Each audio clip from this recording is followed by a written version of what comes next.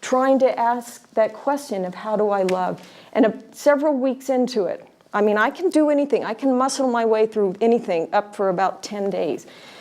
And then it was that point, and I can remember distinctly what I was doing. I was washing clothes, and it was hot. It felt like a sauna, and I was like, God, I can't do this. I can't do this. I cannot love the way you've called me to love.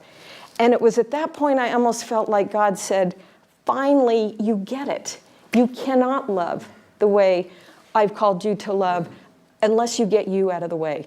And it was at that point that it all began to shift. Because up at that point, now we're talking about 10 years at Muscle Minnows of Judy Bierbaum trying to love. And it was just that, Judy Bierbaum trying to love. And it was all about ego, and it was all about, you know, putting myself out there and these crazy things as a way of proving to myself that I was something or I was okay.